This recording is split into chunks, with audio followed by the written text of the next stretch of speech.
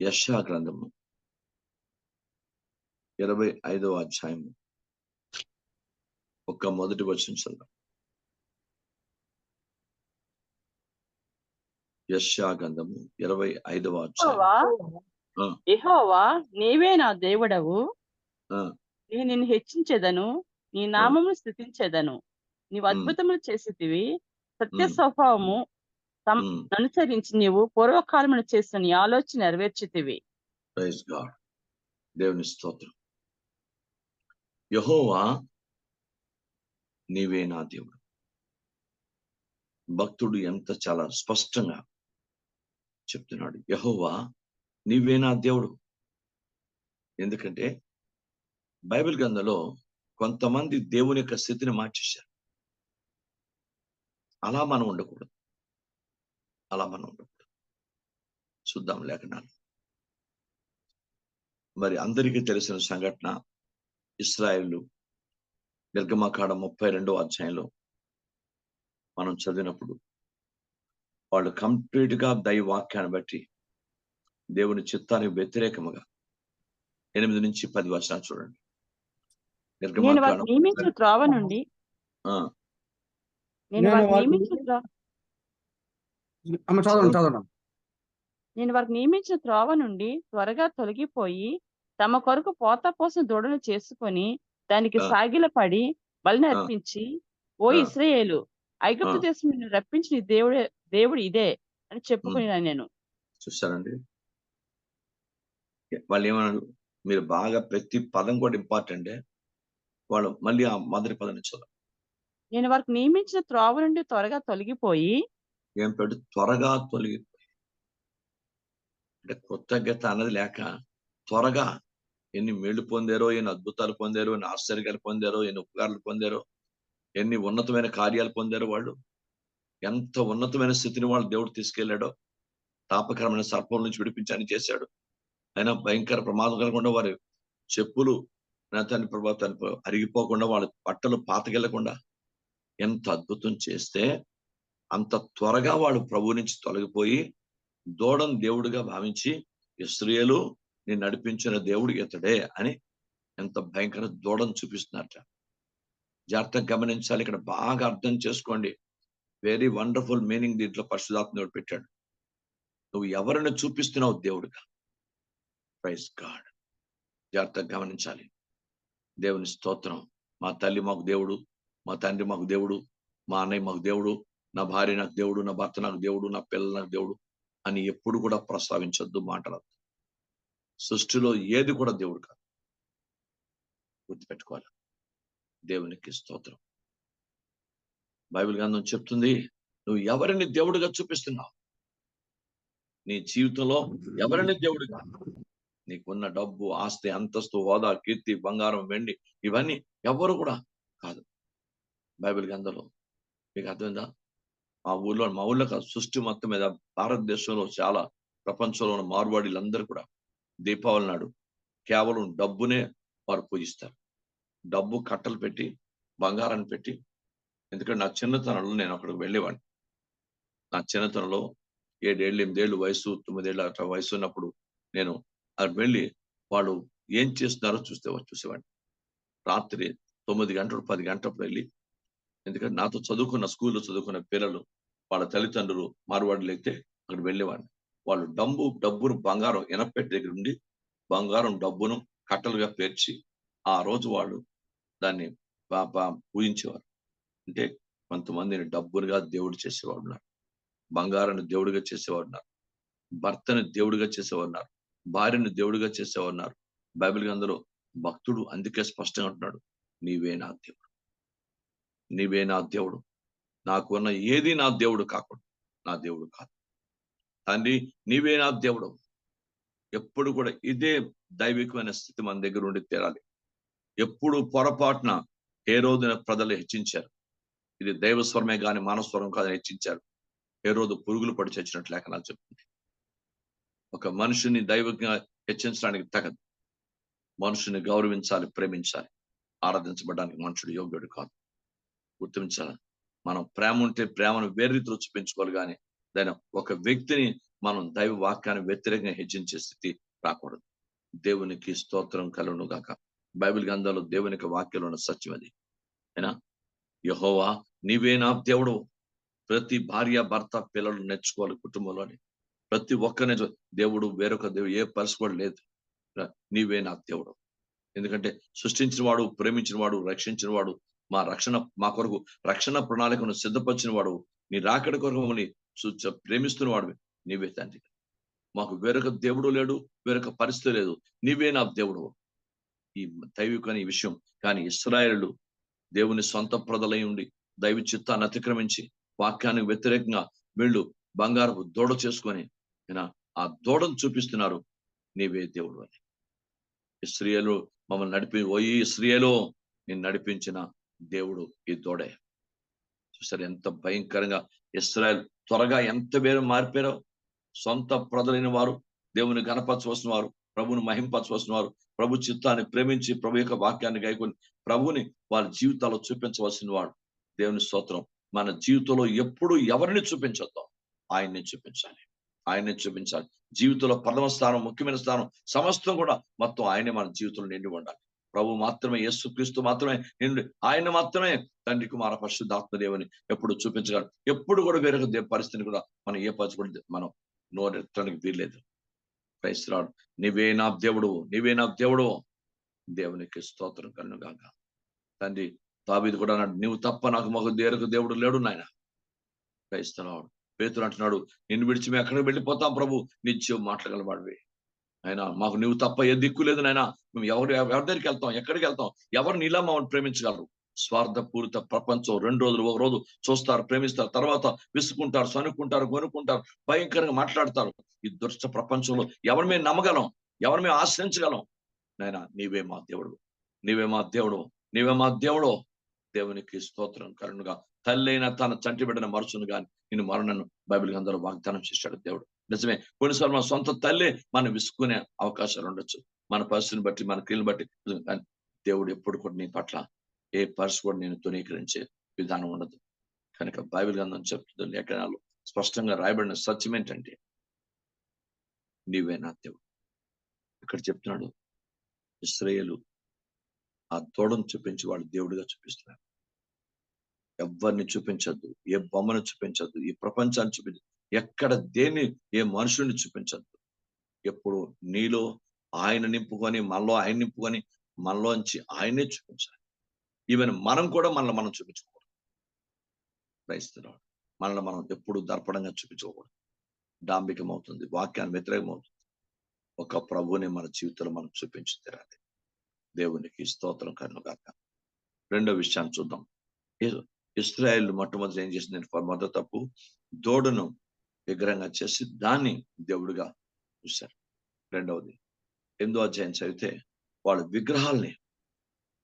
విగ్రహాలను చూపించి విగ్రహాలను దేవుడి కింద, ఇశ్రాయేలు పెద్దలు సైతం కూడా బైబిల్ అని చెప్తుంది. అవన్నీ చదివితే చాలా టైం పడుతుంది.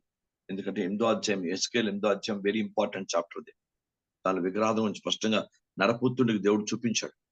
ఎక్కడెక్కడికో తీసుకెళ్లి, లోపలికి తీసుకెళ్లి ఆ ఇశ్రాయేలు యొక్క పరిస్థితుడు, ఎంత వారిని ప్రేమించాను, ఆ పెద్దల్ని ఎంత ప్రేమించాను, వారిని ఎంత ప్రేమించాను చూడు. వాళ్ళు చేసే భయంకరమైన హేయ కృత్యాలు చూడు, ఎంత భయంకరంగా. వాళ్ళు తమ్మూజు దేవతను కూడా కొలుస్తున్నారు, ఆయన అమోజు దేవత ఎవరైనా కొలుస్తున్నారు, దైవవాక్యాన్ని వ్యతిరేకమైనటువంటి కొలుస్తున్నారు. ఇవన్నీ చూడు. వాళ్ళు నన్ను విడిచి వాళ్ళు ఎన్ని దైవవాక్యాన్ని వ్యతిరేకంగా వాళ్ళు చేస్తున్నారు. ఆయన నన్ను వాళ్ళు చూపించలేదు, నేను వాళ్ళని పుట్టించాను, వాళ్ళు నన్ను చూపించలేదు. నేను వారిని ప్రేమించాను, వాళ్ళు చూపించట్లేదు. ఎంతసేపు వాళ్ళు, వాళ్ళ డబ్బు, వాళ్ళ జీవితం, వాళ్ళ ఉద్యోగాలు, వ్యాపారాలు, వాళ్ళ జీవితాలు, వాళ్ళ కుటుంబాలు, వాళ్ళ పోషణలు, వాళ్ళ పరిస్థితి, వాళ్ళ తాలూకు ఇది. నో ఏ యవనస్తురాలు సంఘంలో, ఏ బ్రదర్స్ ఎవరు కూడా నీ ఉద్యోగం, నీ వ్యాపారం, నీ జీవితం ఏది దేవుడి కంటే ఏది మనకి ఎక్కువ కాదు. ఆయన్ని చూపించాలి. మన ప్రతి స్థితిలో కూడా ఆయన కనిపించాలి ఇతరులకి. అప్పుడే రాయబడిన ప్రకారం మిమ్మల్ని బట్టి దాన్ని జన్మజన నామం దూషించబడతానే మాటకి మనం బాధ్యతగా ఉండం. కనుక దేవుడు చెప్తుంది, దేవుణ్ణి చూపించే బదులు ఆయన స్థానంలో మరొకరిని చూపించే పరిస్థితి సంఘము కానీ ప్రపంచంలో కానీ ఎవరికి ఉండకూడదు. తండ్రి పాదాల దగ్గర ప్రతి ఒక్కరూ ప్రార్థన చేసి, దేవా నేను ఎవరిని చూపించిన వ్యక్తి, అంత కృతజ్ఞతాహీనమైన పరిస్థితి నాకు ఎప్పుడు రానివ్వద్దు. నేను ఎప్పుడు నిన్నే చూపించాలి నా జీవితం. నిన్నే చూపించాలి నా జీవితంలో. ఈవెన్ బిడ్డలు కూడా నువ్వు చూపించదు ఎక్కువగా. పిల్లలు చాలా ప్రమాదం అది. నీ పిల్లలు కూడా ప్రభు కంటే ఎక్కువగా ఎవరు చూపించడం లేదు. వారిని దేవుడిగా చేయొద్దు. పిల్లలు ఎంత ప్రేమించాలో అంతే ప్రేమించాలి. ఎంత స్థానం వాళ్ళు అంత స్థానం వాళ్ళు. దేవుని స్థానాన్ని వాళ్ళకి ఇస్తే మనకే నష్టం ఉంది. కనుక బైబిల్ గ్రంథం చెప్తుంది, వీళ్ళు విగ్రహాలను భయంకరమైనటువంటి దైవ చిత్తాన్ని వ్యతిరేకమైనటువంటి గోడల మీద కూడా దైవ వాక్యాన్ని వ్యతిరేకమైన వాటిని చిత్రించి దైవ చిత్తాన్ని అతిక్రమించి వాళ్ళు ఇశ్రాయేలు పాపం చేస్తున్నట్టు మీరు యెహెజ్కేలు గ్రంథం 8వ అధ్యాయం 6 నుంచి 18 వరకు ఇంటి దగ్గర చదవండి. ఇక్కడ సమయం లేదు అయినా 6 నుంచి 18 నేను క్లుప్తంగా నేను చెప్పి ముగించేస్తాను. 6 నుంచి 18 వరకు చదివితే చాలా భయానకమైన పరిస్థితులు అక్కడ అనుకోండి. దేవుని వాక్యాన్ని వ్యతిరేకంగా మీరు యెహెజ్కేలు 8వ అధ్యాయం చాలా బాధపడతాడు దేవుడు. ఏంటి ప్రజలకు ఇంత చేసిన, ఇంత దైవిక చూసిన వాళ్ళు ఎంత దౌర్భాగ్యంగా ప్రవర్తించారు. రహస్యంగా వాళ్ళ గృహంలోని రహస్యమైన గృహంలో కూడా వాళ్ళు దైవవాక్యాన్ని వ్యతిరేకమైనటువంటి విగ్రహాలు పెట్టి పాపం చేస్తున్నట్టు లేఖనాలు స్పష్టంగా రాయబడింది. ఈ యెహెజ్కేలు గ్రంథం చాలా మనం చదువుతున్నప్పుడు దీంట్లోని చాలా మనకే ఆశ్చర్యం వేస్తుంది. Praise the Lord. చూడండి 8వ అధ్యాయం ఒకసారి తీయండి.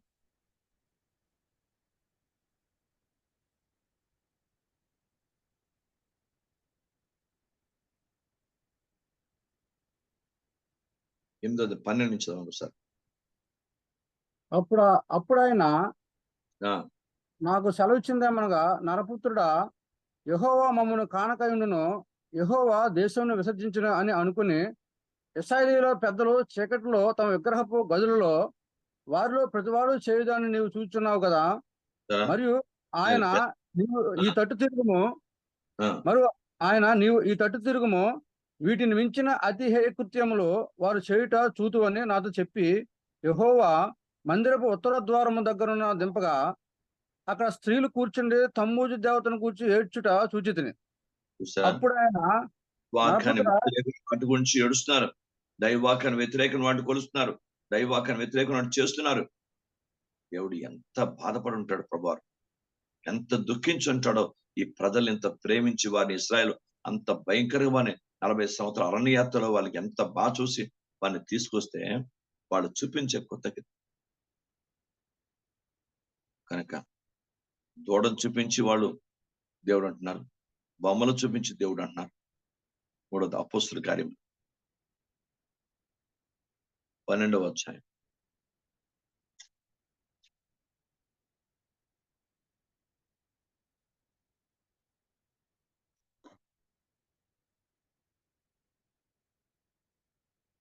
తండ్రి మీకు స్తోత్రం ప్రభావానికి వందనాలు. 12వ అధ్యాయం 21 నుంచి చదవండి, 23 వరకు.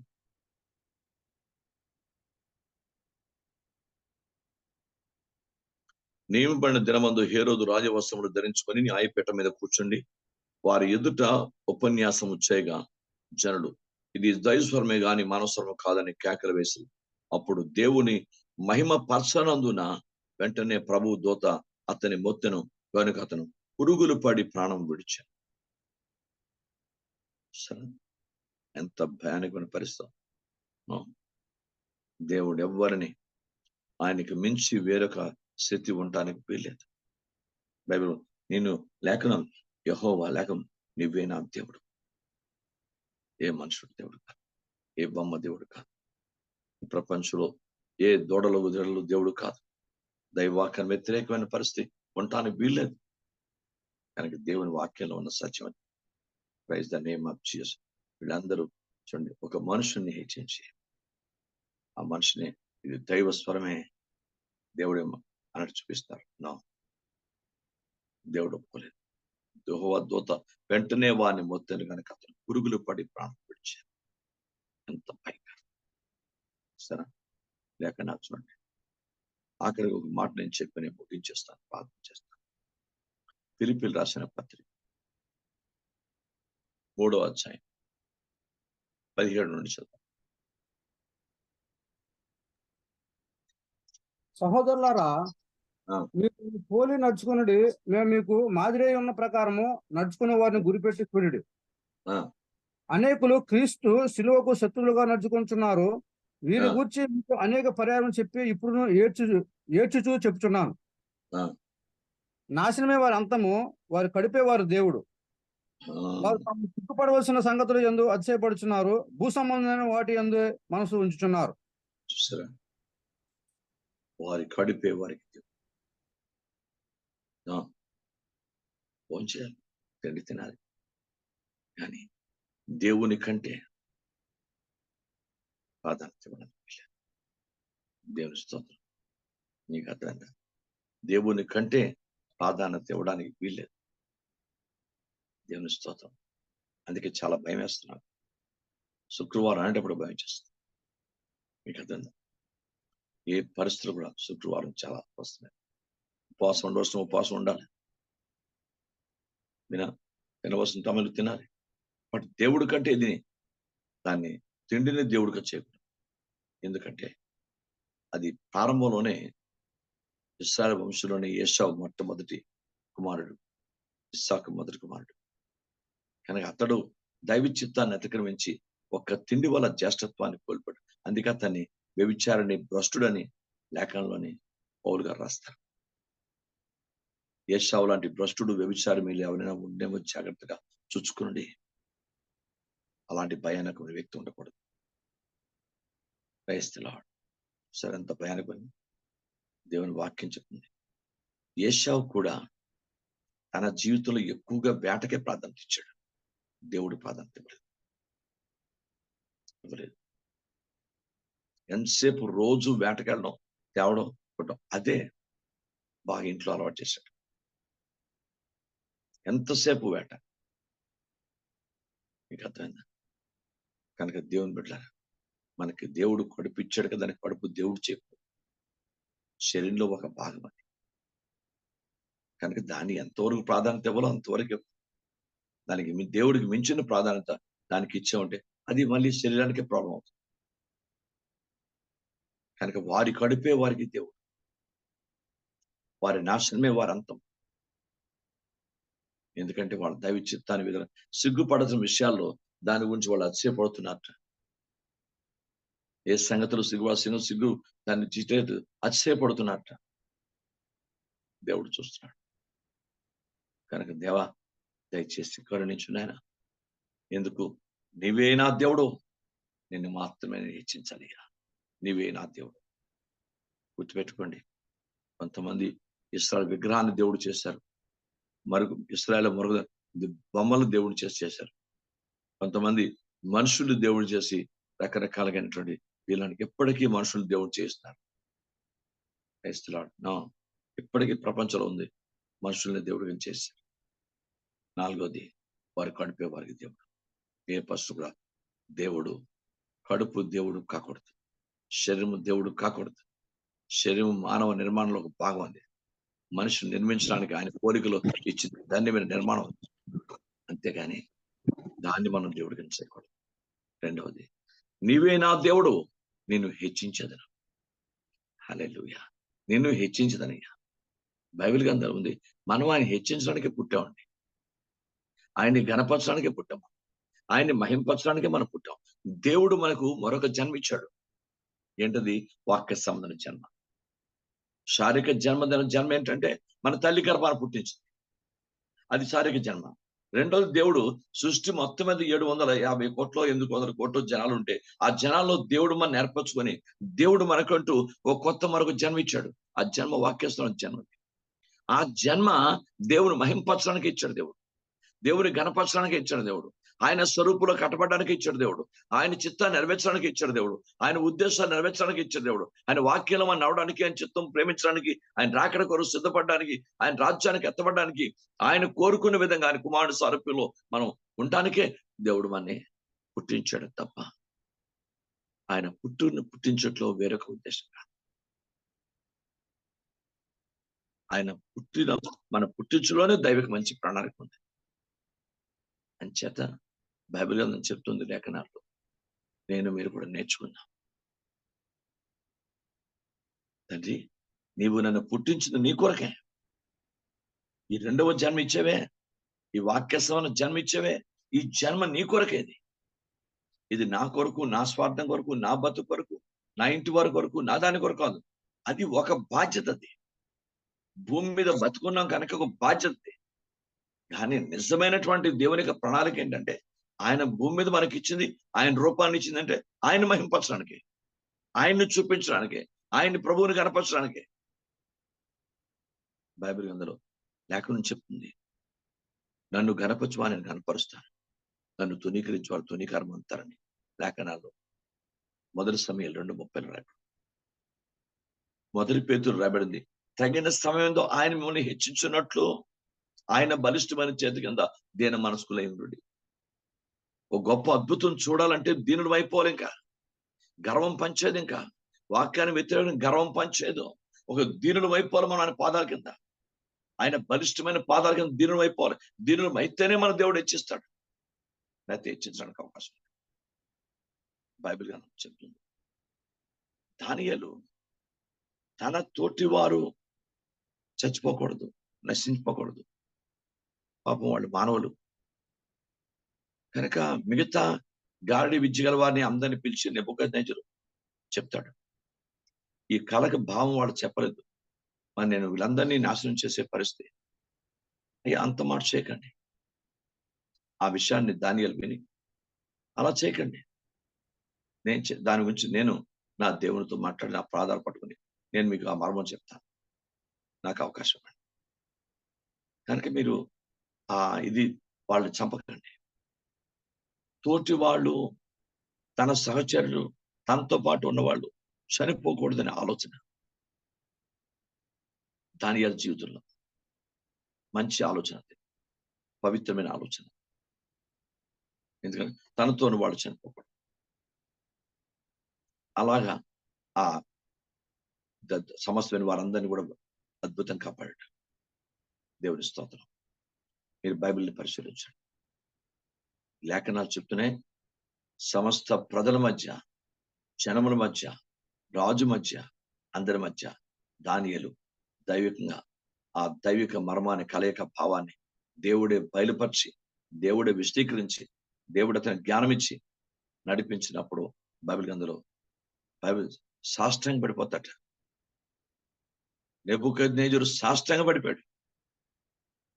అతనికి ధూపదీప ద్రవ్యాల్ని అతనికి అర్పించండి. చూసారా, దానియేలు భయపడిపోతాడు. వచ్చి ఉండదు లోపల ఉదయంలో, ఎందుకంటే తను అలవాటు చేస్తున్నాడు. కానీ లేఖనాలు చెప్తున్నాయి, ఆ సంస్థలో ఉన్న వారందరికంటే దానియేలుని దేవుడు హెచ్చించినట్టు లేఖనాలు చెప్తున్నాయి. ఎందుకంటే అతడు దేవుని అందరి భయభక్తులు గలవాడు, నమ్మకస్తుడు, దైవ సంబంధంగా ఉపేక్షించుకుని మనసుంది అనుకుంది. దేవుని కొరకు శరీరాన్ని, లోకాన్ని ఉపేక్షించుకుని మనసుంది. ఇలా దైవికమైనటువంటి ఇష్టమైన జ్ఞానాన్ని, కళ్ళ భావాన్ని ఇచ్చినప్పుడు దాంతో ప్రభువుని హెచ్చించాడు తప్ప, ప్రభువును మహింపచ్చాడు తప్ప, తానికేదో తెలుసునని, జ్ఞానవంతులని ఎక్కడ గర్వించలేదు. వాక్యాన్ని వ్యతిరేకంగా ఎక్కడ గర్వాన్ని చూపలేదు. చాలా చాలా దీనుడిగా ప్రవర్తించాడు. దేవుడు తను చూశాడు. దానియేలును సంవత్సరాల్లో ఉన్న వారు అందరికంటే హెచ్చించాడు. అతని మాట చొప్పున షద్రకు, మెషకు, అబేద్నెగోకు కూడా ఆ స్థానంలో మంచి స్థానాలు కల్పించాడు. ఈరోజు దేవుని వాక్యంలో తగిన సమయమందు దేవుడు నిన్ను హెచ్చించున్నాడు. ఆ సమయం రాకపోవడం మనం తొందరపడటానికి లే, మనల్ని మనం హెచ్చించుకునే ప్రమాదంలోకి వెళ్ళిపోవడం వీళ్ళే. ఆ సమయం వచ్చేంత వరకు తగిన సమయం ఆయన పరిశీలించి దీన మనసు కలిగి ఉంటే దేవుడు తగిన సమయంలో హెచ్చిస్తాడు. తగిన సమయం మొర్దెకైని తగిన సమయంలో హెచ్చించాడు. 127 సంవత్సరాలకి ప్రధానమంత్రిగా దేవుడు అతను దీవించాడు. గోనె పట్ట కట్టుకొని ఏడ్చిన, కోట ముందు ఏడ్చినటువంటిది వ్యక్తిని దేవుడు అద్భుతంగా మొర్దెకైని మంచి ఉన్నతమైన స్థానం తీసుకెళ్ళాడు. తగిన సమయం, ఒక సమయం ఉంది దేవుడు మన హెచ్చించడానికి, మనని ఆశ్రయించడానికి సమయం ఉంది. దేవుడు మన హెచ్చించడానికి సమయం ఉంది. ఆ సమయం వరకు కనిపెట్టు. ఆ సమయం వరకు నీ ఇంట్లో అద్భుతం జరిగే వరకు, నీ కుటుంబంలో అద్భుతం జరిగే, నీ భర్త విషయంలో అద్భుతం, నీ భార్య విషయంలో అద్భుతం, నీ పిల్లల విషయంలో, నీ కుటుంబ విషయంలో ఎక్కడైనా సరే అద్భుతం జరిగే ముందు బైబిల్ చెప్తుంది, కొంచెం దినత్వాన్ని కలిగి దేవునికి వాక్య ప్రకారము ఆ దినుడు అలగి ఉండు. తగిన సమయంలో నిన్ను హెచ్చించే వరకు కనిపెట్టుకుని ఉండు. తొందరపడి నిన్ను హెచ్చించుకుంటే దాని ప్రభావం వేరేగా ఉంటుంది. పరిణామం దేవుడు హెచ్చించాలి. బైబిల్ గ్రంథంలో ఉంది, తూర్పు నుండి పడమ నుండి దక్షిణం నుండి హెచ్చింపు రాదు, ఉత్తరం నుండి సభాపరత నుండి హెచ్చింపు వస్తుంది. దేవుని నుండి రావాలి, ప్రభువు నుండి రావాలి. ఆయన ఒక మనిషిని హెచ్చించగలడు, ఒక మనిషిని తగ్గించగలడు. కనుక మనం హెచ్చించే దైవిక స్థితి మనకు ఉండాలి. ఆయన్ని హెచ్చించాలి. మన జీవితంలో ఆ దైవికమైనటువంటి ఆలోచన కలిగి ఉండాలి. నా ప్రభువుని హెచ్చించాలి, నా ప్రభువుని ఎలాగని హెచ్చించాలి. నా బంధువుల మధ్య, నా కుటుంబం మధ్య, నా రక్త సంబంధుల మధ్య, నా జనముల మధ్య, నేను చేస్తున్న ఉద్యోగం మధ్య, లేదా నాకు చేస్తున్న వ్యాపారాల మధ్య నా యేసయ్యని హెచ్చించాలి. ఈ ఆలోచన ప్రతి ఒక్కరికి ఉండాలి. నేను హెచ్చించేదను, ఎందుకంటే నువ్వే నా దేవుడు, నాకు వేరొక దేవుడు లేడు. నిన్ను హెచ్చించదను దేవా, నేను హెచ్చించదను. దేవునికి స్తోత్రం కలుగును గాక. ఎంత గొప్ప నీ నామమును నేను స్తుతించదను. మూడో విషయం, నీ నామమును. ఎందుకు? సృష్టిలో ఆయన నామానికి ఉన్న శక్తి ప్రపంచంలో దేనికి లేదు. ఆకాశము కింద భూమి దీని ఏ నామంలో రక్షణ లేదు. ఈ నామంలో మీ రక్షణ పొందవాలని అపోస్తలులు తెలియజేశారు. దేవునికి స్తోత్రం. ఆయన నామాన్ని మనం చిన్న చూపు చూస్తున్నామేమో, ఆయన నామంలో మనం హాస్యాస్పదంగా మాట్లాడుకుంటామో. కొన్నిసార్లు క్రైస్తవులే ఆయన నామాన్ని పైకెత్తానికి బదులుగా ఆయన నామంలో హాస్యాస్పదాన్ని మాట్లాడుకుంటుంటారు. ఆయన నామాన్ని ఉచ్చరించడం, ఆయన నామం వ్యర్థంగా ఉచ్చరిస్తేనే దానివల్ల శిక్ష ఉందని బైబిల్ గ్రంథంలో ఎక్కడ చెప్తుంది. ఆయన నామాన్ని వ్యర్థం కూడా ఉచ్చరించడానికి వీల్లేదు. కనుక నేను నిత్యము నీ నామాన్ని స్తుతిస్తాను తండ్రి. మూడు విషయాలు ఉదయకాలం జ్ఞాపకం చేసుకోండి. ప్రభువా, నీవే నా దేవుడు, నువ్వు తప్ప నాకు వేరొక దేవుడు లేడు. నేను హెచ్చించదును, నీ నామను స్తుతించదును. ఆయన నామం మాత్రమే స్తుతించాలి, ఆయన మాత్రమే హెచ్చించాలి. ఎందుకంటే ఏది ప్రపంచంలో ఆయన నామంలోనే సమస్తము జరిగింది. ప్రతి ఒక్కడి సృష్టి యావత్తు ప్రభు నామాన్ని బట్టి జరిగింది. ఆయన నామాన్ని హెచ్చించాలి, గౌరవించాలి, ప్రేమించాలి. ఆయన నామం తగినట్టు ఉండాలి. ఆ తగినట్టు మహిమాని మనం చెల్లించాలి. ఆయన నామమునకు, యెహోవా నామమునకు తగిన మహిమ ఆయనకు చెల్లించుడి అని 96 కీర్తనలు అంటాడు. కనుక నామమునకు తగినట్టుగా మనం ఉండాలి. అందుకే ఆయన పేరు పెట్టబడిన జన్మగా మనం, మామూలు జనం కాదు మనం, ఆయన పేరు పెట్టబడిన జన్మగా మనం ఉండాలి.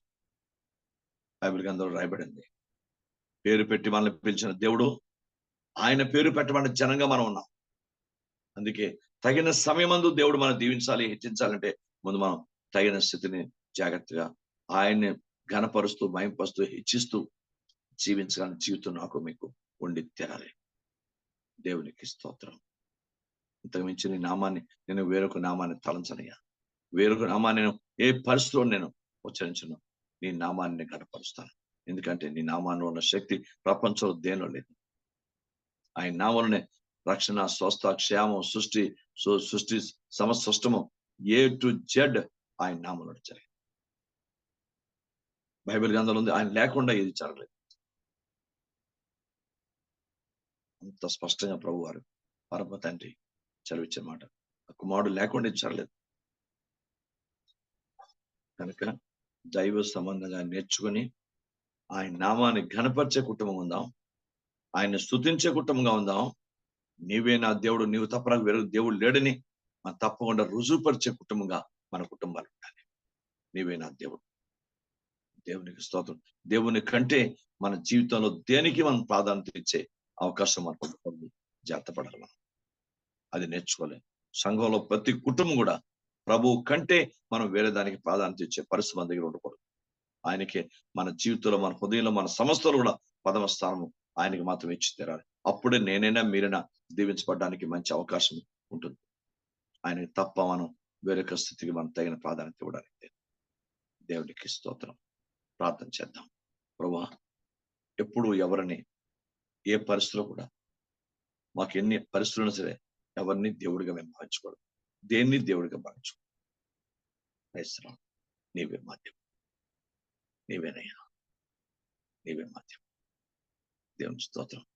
నిన్నే హెచ్చిస్తాను ప్రభా, నిన్నే హెచ్చిస్తాను. దేవునికి స్తోత్రం.